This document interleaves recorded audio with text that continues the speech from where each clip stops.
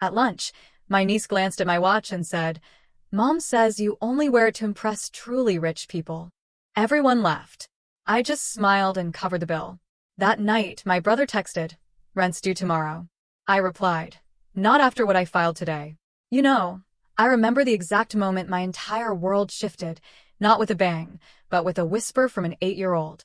My own niece, innocent as can be, pointed at my wrist and dropped a bombshell that cut deeper than any knife.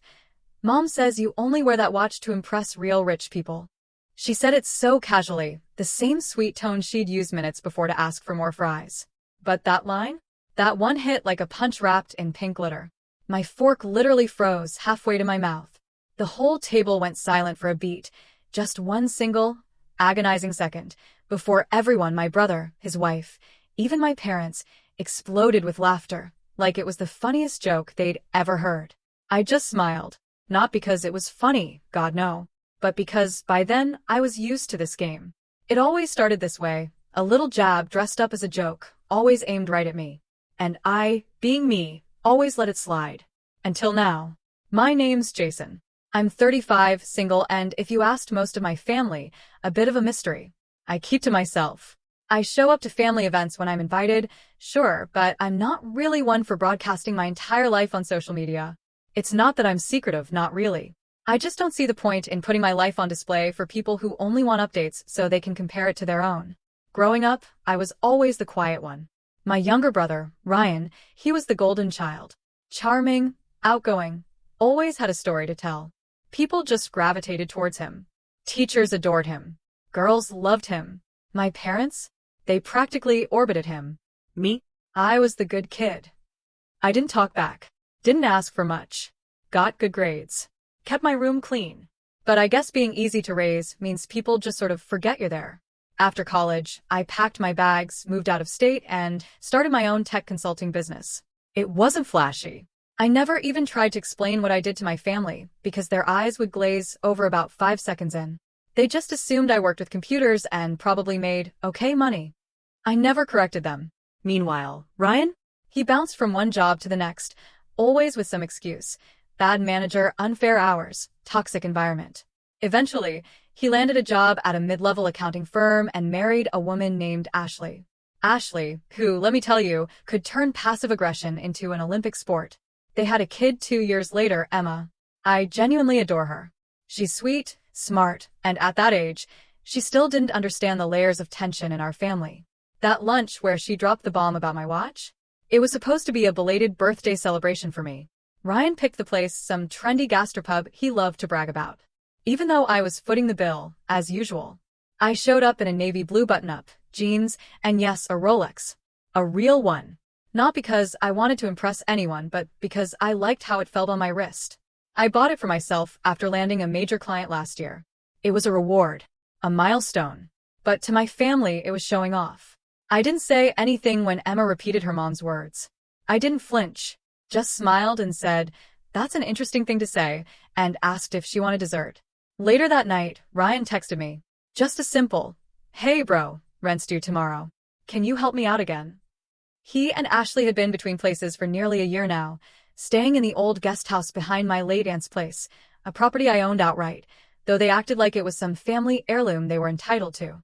I had agreed to let them stay there temporarily after Ryan lost his last job, but temporary turned into permanent, and helping out with rent turned into covering utilities, internet, and maintenance. Every month came with a new excuse, a new story. I used to believe him. Now, I just watched. I didn't reply to his text right away. Instead, I looked at a document I had finalized that morning, something I'd been quietly working on for months. The timing, I realized, was perfect. I typed back, "Not after what I filed today." He didn't respond. Maybe he didn't understand. Maybe he thought I was bluffing. Either way, I went to bed that night knowing everything was about to change. But let me back up a little. Because you can't understand what I did, what I had to do, without knowing how far things had gone. See, that lunch wasn't the first time they'd taken jabs at me. It was just the first time they let the kid do it. And when a child repeats something like that, it means it's been said often enough at home to feel like truth. That's what really stuck with me. That Ashley had mocked me behind my back, in front of her daughter. That Ryan probably laughed along. That my own parents found it amusing. And that somewhere along the line, they had all decided I was just the guy who'd always pick up the check. The guy with no family, no wife, no kids, so clearly no real responsibilities. The guy who'd always be there when they needed help because that's what family does. They didn't know about the late nights, the stress, the contracts I lost sleep over, the years I lived lean just to keep the business afloat. They didn't know about the promotions I turned down to keep my company small and private, so I wouldn't have to answer to anyone. They didn't ask. They never asked. They only saw the surface. Nice watch, decent car, generous habits, and decided I must have it easy. That I could afford to give so they could afford to take. It wasn't just Ryan and Ashley either. My parents had started leaning on me, too. Small things at first, covering dinner, helping with home repairs. Then it became, your dad needs a new prescription. Can you spot us? Or, we're thinking of replacing the car soon. Maybe you can help out. I didn't mind helping. I love my parents. But every time I tried to talk about boundaries or expectations, they'd say I was being cold. Money isn't everything, Mom would say. Don't forget who raised you, Dad would add. And Ryan? He'd just joke. Hey man, you make more than all of us combined. You got this. He wasn't wrong. But that wasn't the point. The watch Emma pointed out at lunch wasn't even the most expensive thing I'd bought lately. I had started diversifying my investments, acquired 2 more properties, and quietly opened a holding company. I didn't share any of this with my family because I knew how it would go. The more they knew, the more they'd ask. The more I gave, the more they'd expect. And the minute I said no, I'd be labeled selfish, ungrateful, a snob who forgot his roots. So I stayed quiet, let them believe whatever made them feel better. Until the day they stopped being subtle. A few weeks before that lunch, I overheard a conversation I wasn't supposed to. I'd swung by the guest house to drop off a repaired appliance. They'd managed to break the washing machine. I wasn't eavesdropping, not really. I was walking up the driveway when I heard Ryan and Ashley talking through the open window. Ashley's voice clear as day. He's not going to evict us. He needs us here. We're like his only family. If we weren't here, he'd be completely alone. And then Ryan's reply, chillingly casual. Yeah, and every time we hint about needing help, he jumps. Just guilt him a little. Works every time. They laughed. They actually laughed. I stood there, holding the stupid washer part in my hands like some delivery guy. I felt something cold settle in my chest. Not anger, not even hurt. Just confirmation. All the things I'd suspected were true. I was being used, plain and simple. Not out of desperation. Not out of love. But out of convenience. I set the washer part down gently by the porch and left without knocking. That was the moment something in me shifted. I stopped justifying their behavior, stopped making excuses. And I started planning. Because if they were going to treat me like a walking ATM, they'd soon find out what happens when the bank closes. But even I didn't expect what came next. And this brings us right back to that birthday lunch. To the laugh that lingered just a little too long. To the smirk on Ashley's face when Emma repeated her line. To the text from Ryan that night, expecting another handout. To the document I filed that morning. To the storm I'd quietly set in motion. They never saw it coming. 2 days after that birthday lunch, my mom called. Her voice was chipper in that way she gets when she's trying to hide something. Hey, sweetheart, she said, driving out the word like she used to when I was 10, and she wanted me to take out the trash without asking why Ryan didn't have to. Did you get a chance to talk to your brother yet? About what? I asked, already knowing. Well, she paused, then dropped her voice like this was national security. Ashley said he texted you. They're a little tight this month, and you know how stressful things have been lately. The rent, groceries, Emma's therapy sessions. I closed my eyes. Therapy sessions? That was a new one. Ryan hadn't mentioned it. I hadn't been told anything about it before. She's in therapy? I asked, sitting forward. What happened? Oh, it's nothing serious, Mom said quickly. Ashley just said Emma has been a little anxious lately. Maybe overwhelmed. You know how kids are. It's just a precaution, but the sessions aren't covered by their plan and they didn't want to burden you. She just mentioned it in passing. I didn't buy it. Not for a second. Ashley didn't do in passing. She was the queen of strategic vulnerability, a master of painting herself as the noble victim who never asked for help, while everyone around her scrambled to help anyway. I didn't respond right away. My mom took my silence as guilt. I know you've helped a lot, she added gently. And we're all grateful. But Jason, he's your brother. I almost laughed. Not because it was funny, but because it was so predictable. That phrase, "he's your brother," was their trump card. They pulled it every time Ryan messed something up and I hesitated to fix it. What they really meant was, "He's your brother, and you're the one who's supposed to have it together. So help him." I thought about explaining to her again that I wasn't a bottomless well. That generosity had its limits. That being family doesn't mean being taken for granted. Instead, I just said, "I'll think about it," and changed the subject. I could feel it, though. The shift. The walls closing in. They were ramping up the pressure, and not just with words. The next weekend, I dropped by my parents' house for Sunday dinner, something I used to do every few weeks, mostly out of habit and some half-buried hope that things might feel normal again. That night, Ryan and Ashley were already there when I arrived. Ashley gave me her usual smile, a tight-lipped, insincere curve that didn't quite reach her eyes, and offered me a glass of wine. As I stepped into the kitchen, I noticed Emma sitting at the table with a coloring book. Her head was down, but I caught her glance up at me quickly before looking away. "Hey, kiddo," I said. She nodded, barely. That was odd. She usually ran up to me, asked about my car, or told me what she learned in school that week. But now she seemed nervous, like she was waiting for a scolding. I turned to Ashley. "She okay?" Ashley sighed. "We had a little incident at school. Nothing major." Ryan chimed in, voice casual. "Just some trouble with another kid. She's been sensitive lately." They exchanged a glance.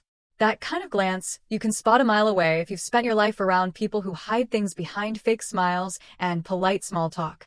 I wanted to push, but I didn't. Not yet. I just sat down at the table and tried to enjoy the lasagna my mom had spent the day making. It was good. It always was. But something about that dinner felt staged. The conversation kept circling back to money. My dad mentioned how expensive car repairs were getting. Ashley joked about how their palace of a guest house really needed new pipes. My mom talked about how lucky I was to have found my niche in the tech world, and how not everyone had that kind of financial freedom. And through it all, they kept glancing at me. Not directly, just enough to make sure I was absorbing every hint. It was subtle manipulation at its finest. A performance of humble neediness, carefully calculated to wear me down. But they didn't know what I knew.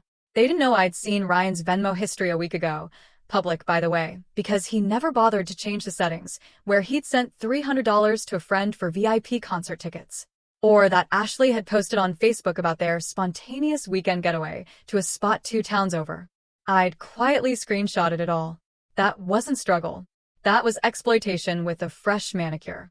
The final straw that night came after dessert.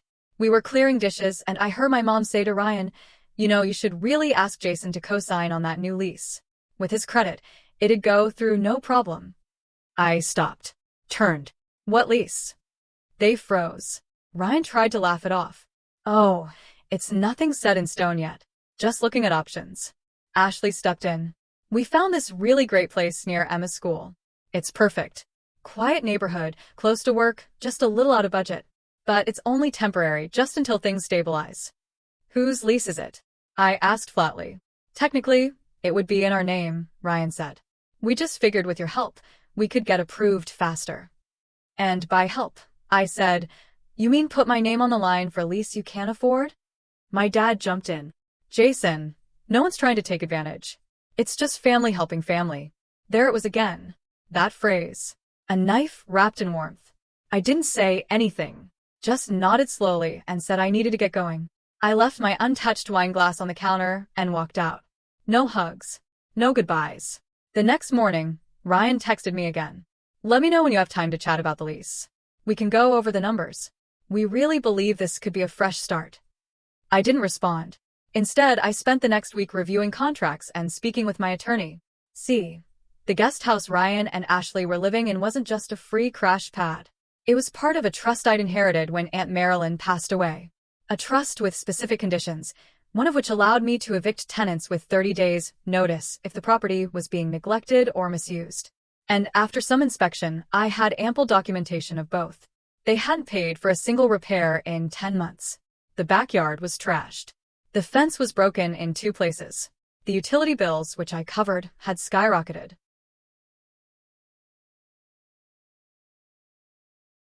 They were treating it like a frat house with central heating. I had my lawyer prepare the notice, quietly. No need to raise alarms, just yet. Around this time, I got another call from Mom. This time, her tone was less sugary. Jason, Ashley told me you've been distant lately. Is everything okay?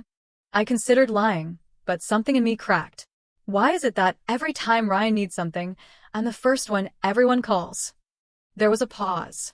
He's going through a hard time. And I'm not. I interrupted. Do you even know what's going on in my life right now? She hesitated. Well, you never say exactly. Because every time I tried, I was either ignored or redirected. Any success I had was dismissed as luck. Any struggle was a sign I was being negative. My mom's voice softened. We just want to keep the family close. Then stop expecting me to carry all of it. That's when she said something I'll never forget. You have no idea how lucky you are to be in a position to help. Most people would give anything to have what you have. And maybe that's true, but luck didn't work 80-hour weeks. Luck didn't skip holidays to meet deadlines.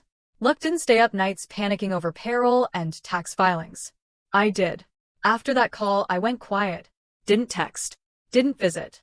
I needed space to think, to prepare, to act. I wasn't going to argue anymore. I wasn't going to explain or justify. I was just going to move. And then came the moment I'd been waiting for. A week before the rent was due, Ryan sent another text. Hey man, we really need to finalize the cosign thing. Can you meet tomorrow? I waited a few hours. Then I sent my reply. Not after what I filed today. I knew he'd show up the next day. I could already see the panic setting in. But what I didn't expect, what I couldn't have predicted, was who else would get involved. Because that night, someone else knocked on my door. And when I opened it, it wasn't Ryan. It was Emma, standing there with a manila envelope clutched in both hands and tears brimming in her eyes. And that's where everything began to unravel. It took me a full 3 seconds to process what I was looking at. Emma, 8 years old, brown curls slightly frizzier than usual. Big hazel eyes welling up like she was holding back a storm. She wore a lavender hoodie that still had the tag string poking out near the collar, probably a recent bargain bin find. She was alone. No car idling behind her. No footsteps from the sidewalk. Just standing there on my porch as the sun dipped behind the trees. Emma? I asked, blinking. What are you doing here? Where's your mom? She didn't answer right away, just held up the manila envelope like it weighed 100 pounds. I knelt in front of her. Did something happen? Did you walk here? She gave the smallest nod. They told me to come. That sentence hit me like a slap. She nodded again. They said you'd understand. I took the envelope from her, still crouching. My hands were shaking now. She looked so small, so lost. I reached out and gently guided her inside. Come on, sweetheart. Let's get you some water, okay? She sat on the couch like she didn't know what to do with her body, legs too short to touch the floor, shoulders pulled in like she was trying to vanish into the fabric. I handed her a glass of water, then sat across from her and opened the envelope. Inside were 4 things: a printed lease application with my name already typed into the co-signer section, a handwritten note from Ashley that said, "Hope this saves time. We already gave your info to the realtor. Just need your signature." A crumpled receipt for a $2,500 deposit already paid. And worst of all, a typed letter signed by both Ryan and Ashley, giving me verbal authorization to approve and provide additional financial documentation on their behalf. I couldn't move. I stared at the pages like they were written in another language. They'd forged my involvement. They'd given my name to a landlord without my consent. And worse, they'd sent their child to deliver it. Alone. My heart dropped to my stomach. I looked at Emma, her little hands still wrapped around the water glass. Emma, I said carefully, did your mom tell you what was in this envelope? She shook her head. She just said to give it to you and wait. Wait where? Here. She said you'd bring me back. Bring her back. Like she was a piece of mail or a package they didn't want to carry. I stood slowly, feeling the heat rise up my neck. I grabbed my phone and stepped into the hallway to make a call I should have made months ago. Ryan picked up on the second ring. Hey, you got the envelope quick, right? We figured it'd be easier that way. Realtor said he can move fast if we... You sent your daughter here alone. A pause. What? Emma walked to my house by herself. With legal documents you forgot like that. We just typed it up. It's not binding until you sign it. You already paid the deposit. That's refundable. Don't make this a big thing, man. We're just trying to move forward. Emma's fine. It's not like we sent her into traffic. You used your kid as a courier for a fake contract. You're not even sorry." He scoffed. "You're blowing this out of proportion. You've been dragging your feet, and we had to act. You said you'd think about helping." I said I'd think. Not that I'd sign anything. Not that I'd bankroll your new fantasy condo. Fantasy? It's not even luxury. It's basic. You're living in a house I own. Rent-free. Yeah, which needs serious repairs. You think we're living it up here? You're living off me, Ryan. You have been. Silence. Then, quieter, more venomous. You've changed, man. You used to be generous. You used to care. No, I used to let myself get walked on. That's what I used to do. I'm bringing Emma back, I said. But you and we're going to have a very different kind of conversation soon. He hung up. I walked back to the living room, trying to mask the fury boiling in my chest. "Hey, kiddo," I said, forcing calm into my voice. "I'm going to drive you home, okay?" She nodded and followed me out. The drive was silent. She hummed quietly to herself, probably to drown out the tension. I pulled up to the guest house, walked her to the door, and knocked. Ashley opened it like she'd just been napping. Not a single hair out of place. Phone in one hand, wine glass in the other. "Oh, great," she chirped. "Thanks, Jason." I handed her the envelope back. "You're not getting my signature," I said. Her smile didn't budge. "We figured you'd say that at first. Just sleep on it, okay? Emma, go inside and wash up." Emma disappeared down the hallway. Ashley turned back to me. "You're blowing this out of proportion. You sent your daughter to do your dirty work. She's part of the family, too. She's 8. She's fine." And there it was. The total lack of remorse. Like using her own child as emotional leverage was normal. "You really don't see anything wrong with this, do you?" Ashley shrugged. "You're the one making it weird." That's when I knew.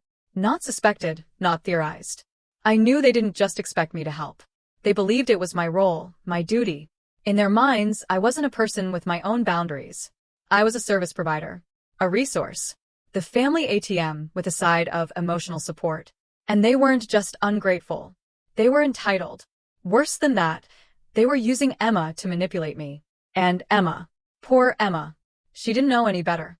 She was growing up in a household where guilt was currency and manipulation was a second language. I went home and sat in my car for a long time. Didn't even turn off the engine. Just stared at the dashboard, remembering all the small moments I had brushed off over the years. Like the time Ryan said, "You don't need all that money, man. You don't even have kids." Or when Ashley told me I was wasting space in that downtown condo and how a real family could put it to better use. Or how they always showed up with a problem, never a solution. It wasn't just the lease. It was the pattern. The way they framed every request as if it were my moral obligation. The way they expected me to smile through it. And worst of all, the way they weaponized Emma. That night I didn't sleep. I reread the fake lease 5 times. Then I reviewed the eviction paperwork again, added notes, emailed my lawyer with an update and a screenshot of the forged letter. The next morning I got a text from my dad. "Can we talk soon? Your brother's upset. Says you're being hostile." Hostile? Like I'd thrown the first punch. I didn't reply. Instead, I booked a meeting with the trustee who managed the remainder of Aunt Marilyn's estate, just to confirm some language in the trust deed. Specifically, the clause about long-term misuse of property, leading to full transfer of control to me. Turns out the clause was stronger than I thought. Not only could I evict Ryan and Ashley, I could reclaim the house entirely, sell the land, and redistribute the assets as I saw fit. I hung up and just stared at my phone for a long time. They had no idea what was coming. But before I moved forward, I needed to be absolutely sure. I needed one final conversation. Not with Ryan. Not with Ashley. With Emma. Because despite everything, she was still innocent. Still caught in the middle of something she didn't understand. And I wasn't going to let them break her just to get to me. The next day, I picked her up from school. Ashley had listed me as an emergency contact years ago and never bothered to change it. We got ice cream, sat on a bench at the park near my old high school. She swung her legs while she ate, not saying much at first. Then she looked up at me and asked, "Did I do something bad?" That broke me. "No, sweetheart, you didn't. You were very brave." She nodded. "Mom said you'd get mad." "I'm not mad at you," I said. "I promise." She looked at her cone. "I don't like giving people papers. It makes my tummy feel weird." I put an arm around her. You never have to do that again." She leaned into my side. We sat in silence for a while. And that's when I decided this wasn't just about eviction. It wasn't about money. It was about breaking a cycle. One forged signature at a time. They had turned a little girl into a pawn. And they'd crossed a line they could never uncross. So I stood up, walked Emma to my car, and started writing the final phase of my plan. Because they thought the worst thing I could do was say no. They were about to learn what happens when I say enough. You always think that when you finally set a boundary, people will respect you more. They don't. They call you distant, cold, selfish. They tell you you've changed, that you're not the same generous, dependable guy you used to be. And if you're not careful, you start to wonder if they're right. The days after I picked Emma up from school were some of the loneliest I've lived in years. I dropped her off at home, made sure she got inside safe, and didn't say a single word to Ashley. Just a tight smile and a nod. She didn't even look surprised, just said, "Thanks," like I was the doorman at a hotel she hated staying in. Ryan wasn't home yet. Or maybe he was hiding. By the time I pulled into my driveway, I already had a text from my mom. "Why are you pulling Emma into this? She's just a child, Jason. Don't use her to make a point." That one made me sit down on the edge of my bed and just stare at the wall. I wasn't using her. They were. But of course, no one saw that. To them, I was the one disrupting the fragile family balance. I was the one starting drama. I was the one making things uncomfortable. Like comfort was ever something I'd been offered in this family. It felt like no matter what I did, I ended up the bad guy. The next morning, I didn't get out of bed. Not for hours. My phone kept buzzing. Calls, texts, emails. But I let it all pile up. I didn't answer my assistant. Didn't respond to a client who wanted to finalize a deal. Didn't open the email from my lawyer. I just stared at the ceiling and wondered what would happen if I just disappeared for a week. No one would call to check on me. They'd only call to ask where the money was. That week, I canceled every meeting on my calendar, skipped dinner invites, let the dishes stack up in the sink. Every time I stood in the shower, I just let the water run until it turned cold. And every night, I lay awake wondering when I became the designated lifeboat in someone else's sinking ship. The eviction paperwork sat unopened on my desk for days. Not because I was scared to send it, but because I kept asking myself why it even mattered anymore. What was I fighting for? Family? The same family that didn't invite me to Dad's birthday dinner the year before because it was just a small thing and you're always busy anyway. The same family that forgot my birthday until Facebook reminded them. The same family that only ever showed up when they needed something and never when I did. Yeah, that family. One afternoon, I found myself standing in front of the mirror, toothbrush in hand, watching the foam drip down my chin. And I didn't recognize the guy staring back at me. Sunken eyes, unshaven, wrinkled t-shirt from the floor. This wasn't me. This was someone who'd let years of silent tolerance rot into bitterness. Someone who'd given so much of himself away that he didn't know what was left. And that's when it hit me. They never took anything I didn't give freely. No one held a gun to my head when I paid Ryan's rent. No one forced me to fix Mom's car or cover Dad's medications or buy Emma's birthday gifts when they forgot. I gave and gave and gave because I wanted to be good. Because I thought being good meant being available. Because I thought love looked like sacrifice. But love without respect isn't love. It's control. And that realization? That was the bottom. Not some big dramatic explosion. Not a screaming match or a door slammed in my face. Just a quiet moment in the mirror where I saw the truth. I wasn't a brother or a son to them anymore. I was a resource. A walking wallet with just enough guilt to stay compliant. I spent the rest of that day doing nothing productive. I made a grilled cheese, ate it on the floor in front of the TV, watched reruns of old detective shows, the kind my Aunt Marilyn used to love. And then I pulled out the photo box she left me. I hadn't touched it in years. Inside were dozens of old Polaroids. Me at age 7, helping her paint the fence at that very guest house. Ryan sitting in her lap as she read The Wind in the Willows. Her dog, Ruffus, tail midwag, in every shot. Receipts, handwritten letters, and a Christmas card where she wrote in her neat, looping script, "To my favorite nephews, may you always look after each other the way I looked after you." I remember reading that card at her funeral and thinking, I will. But I was the only one who ever tried. I closed the box and finally walked into my office, opened the legal envelope, sat down and started reading every word. Carefully. Intentionally. Because if I was going to walk away from this, really walk away, I needed to do it the right way. The smart way. The final way. That night I made a list. Not of revenge. Not of punishments. But of boundaries. Clear, non-negotiable boundaries. No more financial assistance unless legally documented as a loan with repayment terms. No more property use without signed, time-limited agreements. No co-signing. No favors. No, just this one time. No contact unless it's mutual, respectful, and not need-based. And most of all, no more guilt. I printed the list, taped it to the inside of my medicine cabinet, the first thing I'd see every morning from now on. And the next day, I went back to work. Not just because I needed to, but because I wanted to. I replied to my assistant, reconfirmed the deal, booked a trip to Chicago to meet a potential partner I'd been dodging for months. And in between meetings, I drafted a letter to Ryan and Ashley. A formal, notarized notice of eviction. 30 days. No extensions. No negotiation. I didn't send it yet because something told me I needed to wait just a little longer. And then, like fate knew I needed confirmation, it came. On a Thursday afternoon, I got a call from a woman named Claire. She introduced herself as the leasing manager for the Parkside Terrace property, the same one Ryan and Ashley had tried to trick me into co-signing. She sounded nervous. "Hi, Mr. Clark. I'm just calling to verify some details on the paperwork your family submitted. There's some inconsistency." "What kind of inconsistency?" I asked. "Well, the signatures don't match, and there's a discrepancy in your reported income. It lists you as the sole financial backer, but the pay stubs look doctored." My stomach turned cold. "They forged pay stubs, too." "I didn't say that," she replied quickly.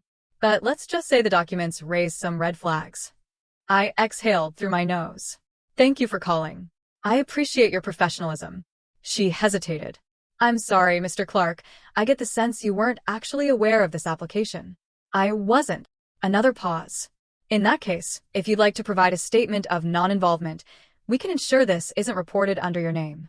I agreed, hung up, sat in stunned silence for a minute. They didn't just cross the line. They set it on fire and danced in the ashes. That night, I emailed my lawyer everything. The fake lease.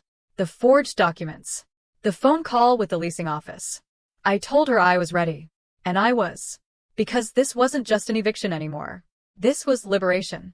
I'd spent years slowly sinking under the weight of someone else's comfort. Of being a good son.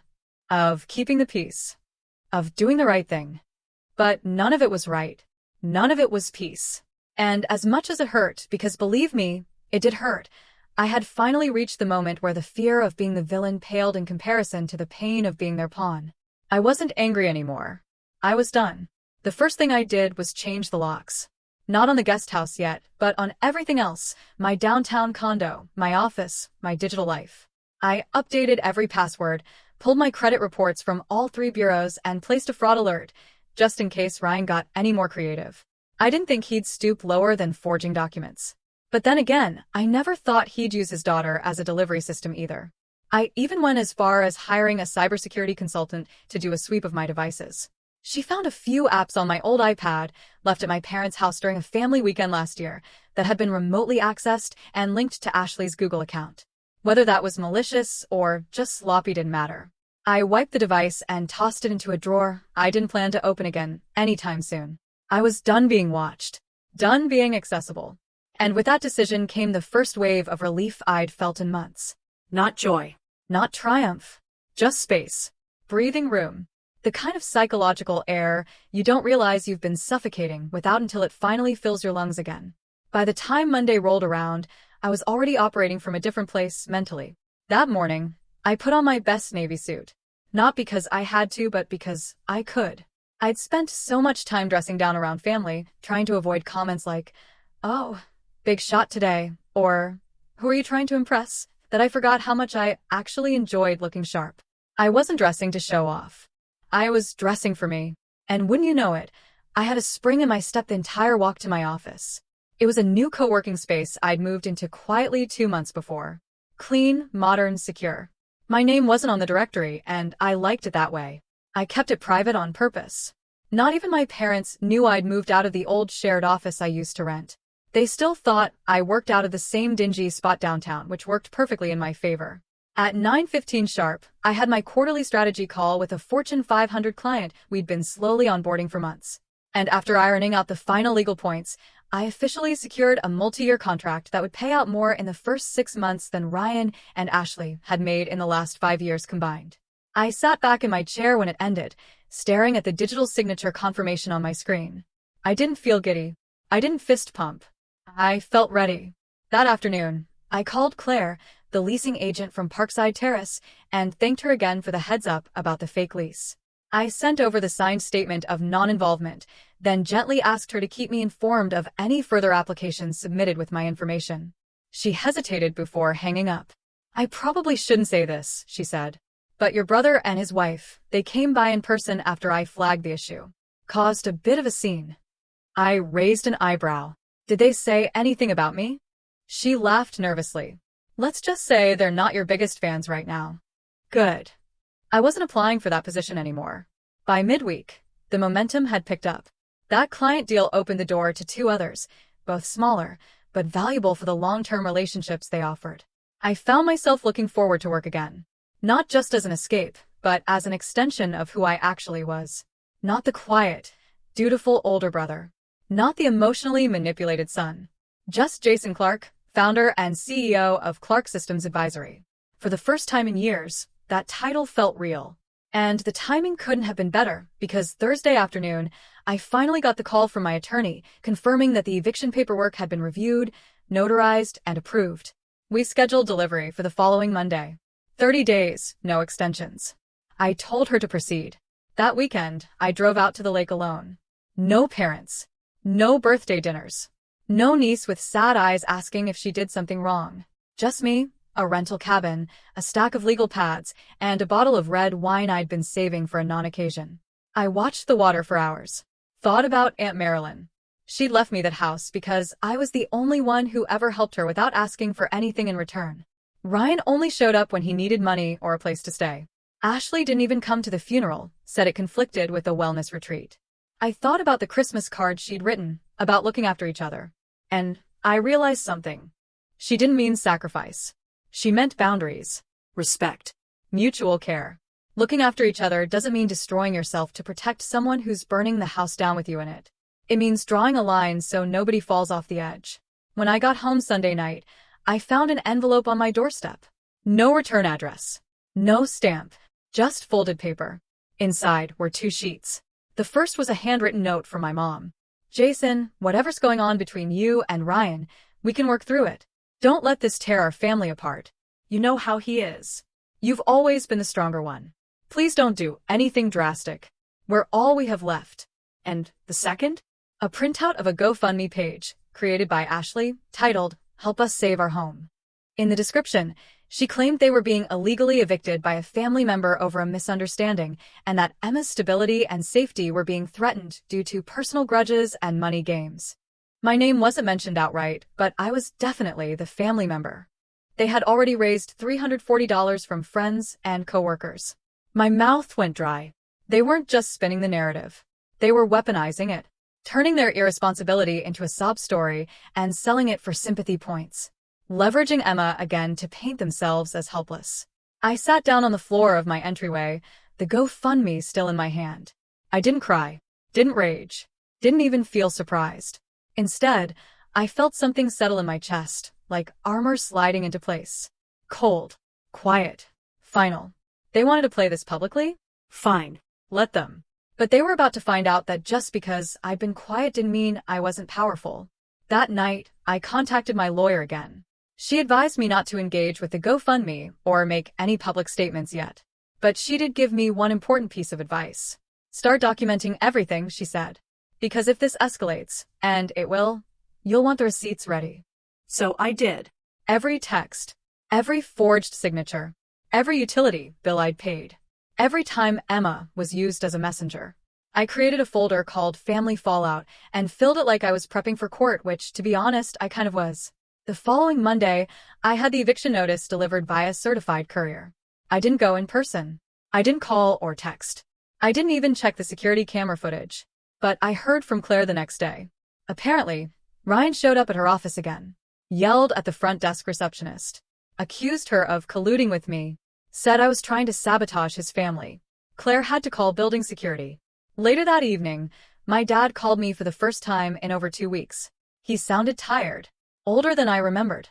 "Son, are you sure this is the road you want to go down?" I paused. "Why do you ask?" "Because Ryan's hurting. Ashley's distraught. And Emma..." My stomach twisted. "Don't," I said quietly. "Don't use her name like that." He went silent. Then, after a beat, "You're not the only one who's suffering, Jason." "I know," I said, "but you're the only one making it worse." And there it was. That same old tune. The idea that my reaction to the hurt was the real problem, not the hurt itself. I almost let it get to me. Almost. But instead I said, "Dad, you can believe what you want, but I'm done cleaning up his messes. And if that makes me the villain in your story, I'll live with it." Then I hung up. Not out of anger, but out of choice. Because I was done arguing, done explaining, done asking to be treated with respect. And as I leaned back in my chair, phone on the desk, inbox full of new opportunities, I realized this wasn't the end. This was the beginning. Because sometimes the rise doesn't come with applause or admiration. Sometimes it comes quietly, in the form of peace, power, and the refusal to be manipulated ever again. The day after the eviction notice landed on their doorstep, Ryan finally broke his silence. Not with a call, not with a text, with a voicemail. An old-school, 28-second voice memo sent to my email, which was strange enough to make me play it twice, just to be sure I hadn't missed something. It started with fake calm. "Hey Jason, just wanted to clear the air. Look, I get that things have been tense. I get that you're upset. But there's no need to make this uglier than it already is. I know you're serious about the eviction, but you know how hard it is to find a new place this fast, especially with Emma involved. Let's just talk family to family before lawyers get too deep into it." Then he signed off with something that made my blood run cold. "You don't want to make this worse than it has to be, man." That tone. That quiet, veiled threat pretending to be concern. I didn't respond. I sent the voice memo to my lawyer. She replied 5 minutes later. Forwarded to documentation. "Keep everything. Do not engage." I took her advice. But it wasn't easy. I had always been the fixer. The peacekeeper. The older brother who let things go. Now, I was the ice wall they were crashing against, and the cracks were starting to show. The GoFundMe campaign hit $1,400 by the end of the week. Ashley posted vague Instagram stories every other day, filtered selfies with captions like, "Pray for us during this awful time." People are so cruel, always with a sad face emoji, never with a name. She even changed her profile bio to full-time mom, part-time fighter. The guilt campaign was in full force.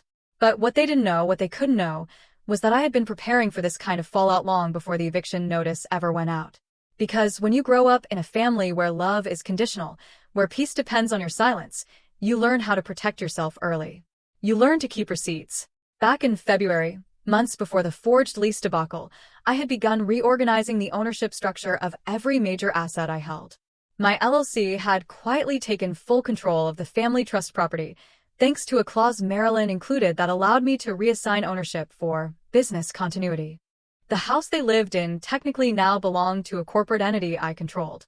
The utilities had already been transitioned out of my name, scheduled to shut off the day after their eviction window closed. I hadn't told anyone, not my parents, not my assistant, not even my financial advisor, because you don't announce a checkmate before it's played. But just as I was starting to feel confident, comfortable, even something unexpected happened, and it changed everything. It was a Thursday mid-morning. I had just wrapped a video call with a logistics firm out of Austin when I got a message from a name I didn't recognize. Nina C., Tenant Records Office. The subject line, regarding Ryan Clark and Ashley Clark property history request. I clicked immediately. Inside was a short message. "Hi, Mr. Clark. As per your open file with the property registry regarding potential tenant violations and asset misuse, I wanted to bring something to your attention. Attached is a scanned copy of a quitclaim deed filed 2 years ago that may be relevant to your case. It was filed under your aunt's former property. I thought you'd want to see it for yourself." I opened the attachment, and there it was. Ryan's signature. Ashley's too. On a form that claimed my aunt verbally agreed to hand the property over to them in full before her death. They'd filed it months after her funeral. No lawyer. No notary. No witnesses. Just a quiet, shady attempt to muddy the title so that if I ever did try to sell the house, they could claim ownership confusion. It wouldn't have held up in court. Not for a second. But it explained everything. Why they stayed so long. Why they felt safe trashing the backyard, racking up the bills, ignoring notices. In their minds, they had already won. They thought they owned the house. My house. Marilyn's house. That's when the rage kicked in. Not loud, not explosive. Just a slow, simmering wave of betrayal so deep it made my hands shake. They had tried to steal from me. From her. From the woman who raised us when our parents couldn't afford daycare. Who made us grilled cheese sandwiches shaped like dinosaurs. Who took us to the planetarium every summer. Who gave us the only place in the world that ever felt safe. And Ryan had tried to erase her wishes with one forged form and a garbage legal maneuver. I picked up my phone, called Nina directly. Nina, it's Jason. How long have you had this on file? It popped up during your ownership reassignment paperwork, she said. Usually, we flag quitclaim deeds that aren't notarized, but yours didn't conflict, so it didn't come up until we ran a title scan. Is it legally valid? Not even close. No signature confirmation, no date match, no witness. Honestly, it looks like a high school project. But it does show intent. That word stuck with me. Intent. I asked her to send me a certified copy. She overnighted it. And the moment it landed on my desk, I knew what I had to do. I sent the document to my lawyer with one note. Can we use this in court if they contest the eviction? She replied within the hour. Absolutely. This proves not just misuse, but premeditated fraud. If you want to press charges, we can escalate. At minimum, it strengthens our case beyond dispute. For a long time, I just stared at the screen. Press charges. Could I do that? Should I? It wasn't about punishment. It was about truth. About setting a boundary so loud they'd hear it every time they thought about me in the future. But first, I needed more. I needed leverage, something public. And just like that, fate delivered again. My assistant, Maya, bless her detail-oriented soul, had been managing my company's public social media accounts for the past 6 months. She emailed me Friday afternoon with a screen grab. Subject line. Saw this trending on Facebook. Figured you should know. It was a screenshot of a Facebook group post from Ashley. A long, dramatic paragraph detailing their eviction horror story from a cold, emotionally abusive family member who inherited a property he didn't need and refused to share it with his struggling brother and niece. It had over 200 comments, dozens of likes, a handful of small donations linking back to the same GoFundMe. And worst of all, one of the commenters had shared the exact address of the guest house, complete with a screenshot from Google Maps and a caption, "If anyone wants to bring them a care package." I felt my stomach turn. They had weaponized public sympathy to the point of doxing themselves on my property. My lawyer called me that night, without me even prompting. "We need to act," she said. "This is no longer just about eviction. They've made it public. And if anything happens to your home, your safety, your business, it's traceable to this campaign." Do I have grounds to shut it down? I asked. Absolutely. False statements, doxing, harassment. It's a liability nightmare for the platform. But more importantly, we can now file for restraining order and cease and desist. My voice felt hollow when I asked, "Can we win this?" She didn't hesitate. "Jason, you've already won. We're just tying the bow." So, we got to work. By Monday, the legal draft was prepared. By Tuesday, we had screenshots, witness statements, and all supporting evidence compiled. By Wednesday, the GoFundMe campaign was suspended, pending investigation. And by Friday, my lawyer had filed a formal civil complaint. Quiet, professional, devastating. But the real move? That came the following Monday, when I sat across from a local journalist I'd once helped with a cybersecurity breach in her nonprofit's network. She owed me a favor, and now I was cashing it in. "Off the record," I said, sliding the folder across the cafe table. "But very, very real." She flipped through the pages. Her expression shifted from neutral to sharp in under 2 minutes. "Holy," she caught herself. "This is wild." "Use it or don't," I said. "But if you're looking for a story about financial abuse inside families, this is your headline." She leaned forward. "This is going to make waves." I smiled for the first time that week. Let it. Because now the story was no longer theirs to tell. It was mine. And I was just getting started. They never saw it coming. Even though I gave them every chance to change course, every silent warning, every inch of rope to pull themselves back, they only ever used it to tie tighter knots. They thought I wouldn't cut them loose. They thought I couldn't. They were wrong.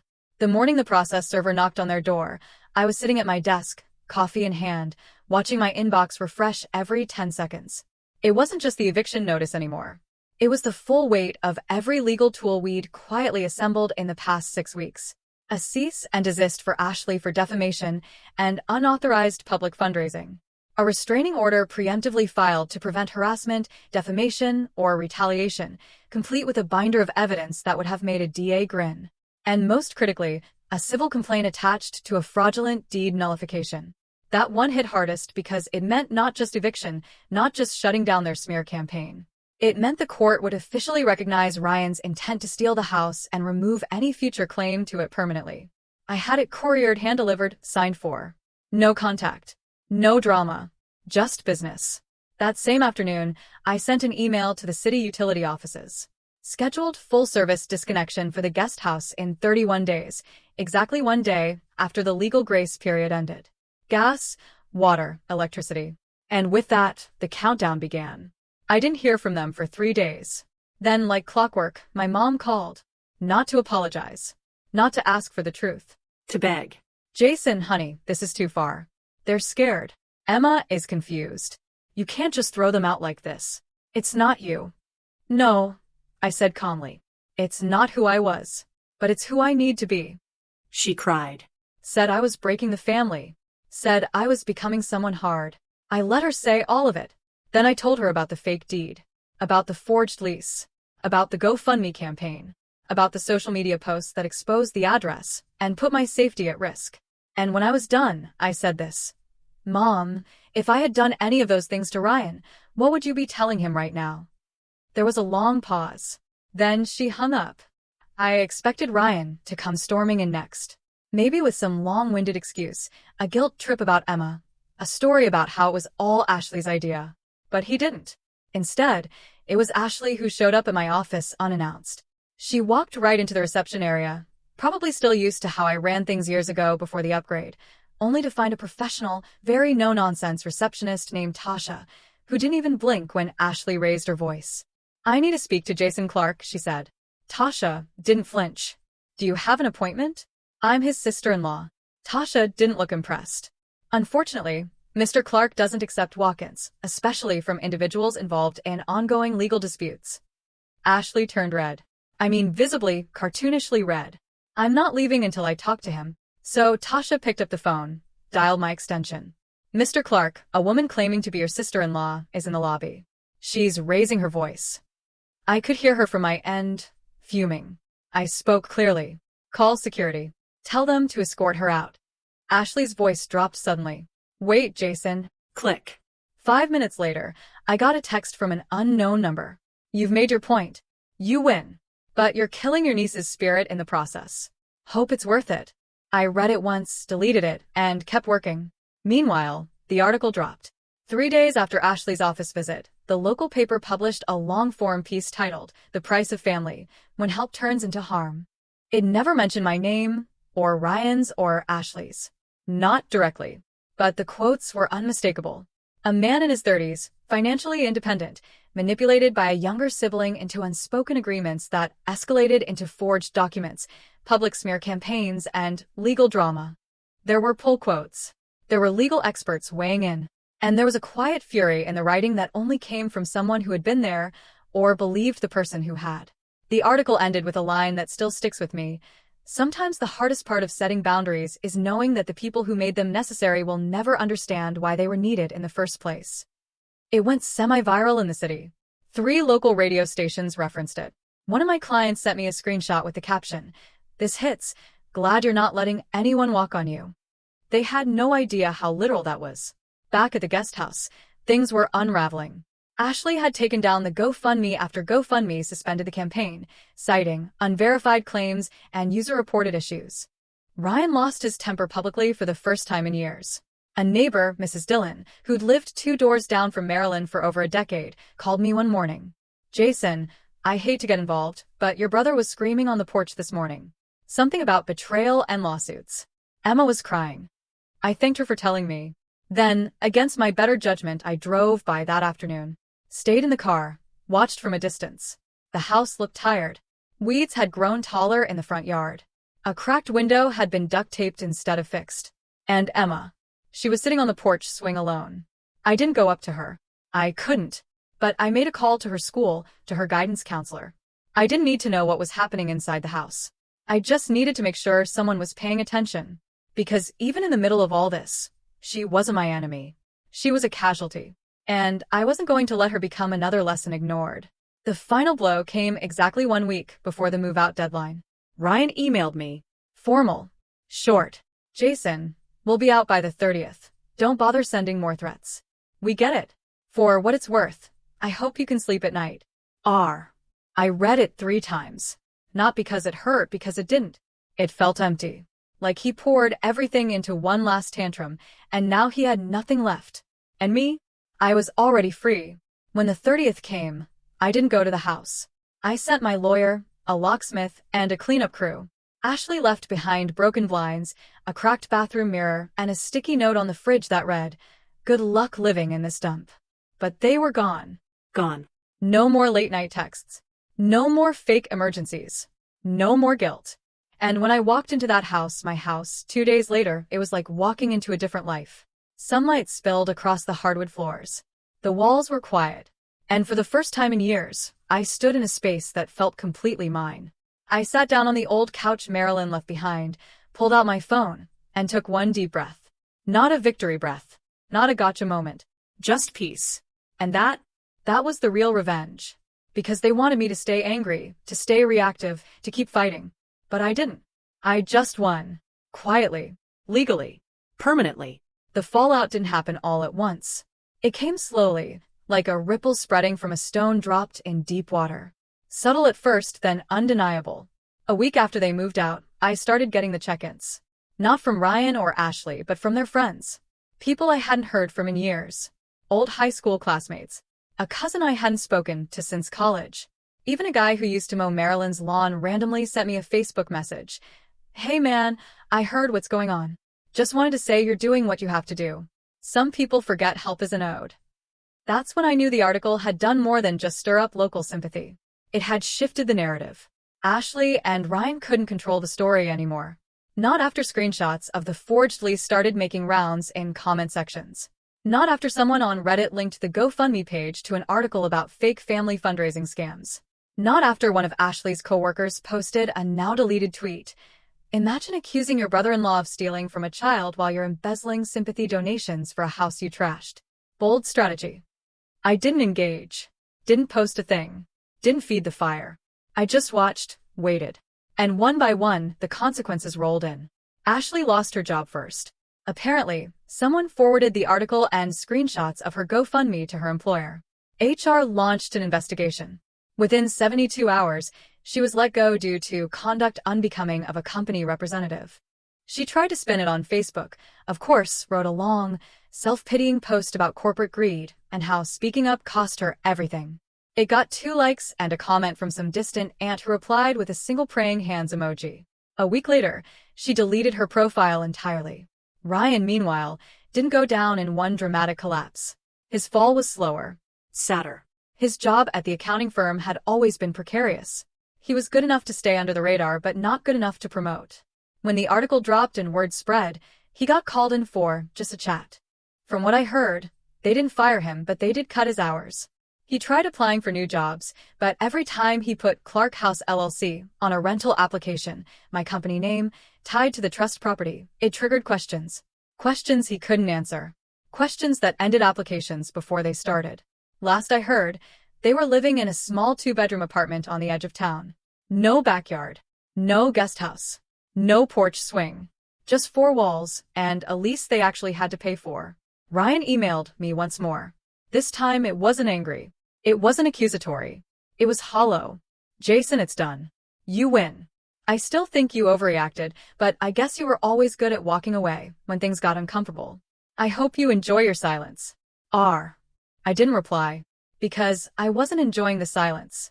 I was living in it. My parents stayed quiet for a long time.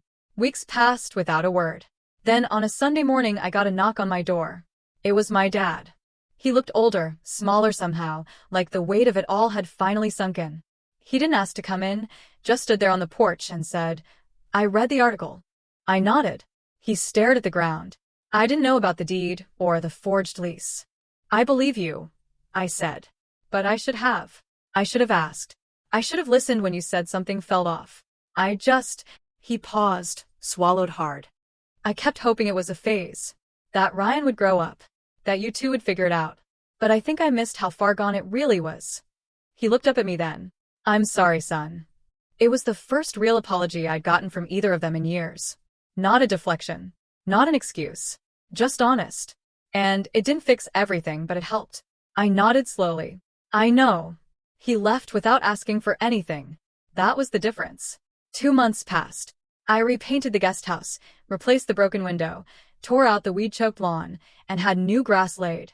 I even added solar panels, something Marilyn had always talked about but never gotten around to doing. Then I turned it into something new. Not a rental. Not a family crash pad. A program. 1 unit, fully refurbished, dedicated to temporary housing for displaced youth who'd aged out of foster care. I partnered with a nonprofit in the city, offered it rent-free for year-long cycles, 1 young adult at a time, a real second chance. The first resident was a 19-year-old named Mateo.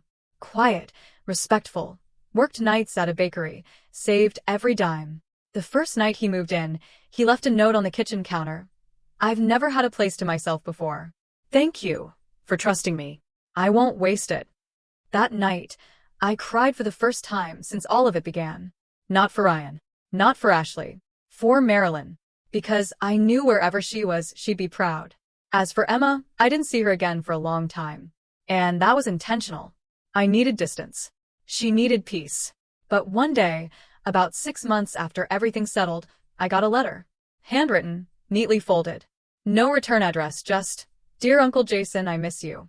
I don't understand everything that happened, but I know things got bad between Mom and Dad and you. I'm okay, but I wanted to say thank you for always being nice to me.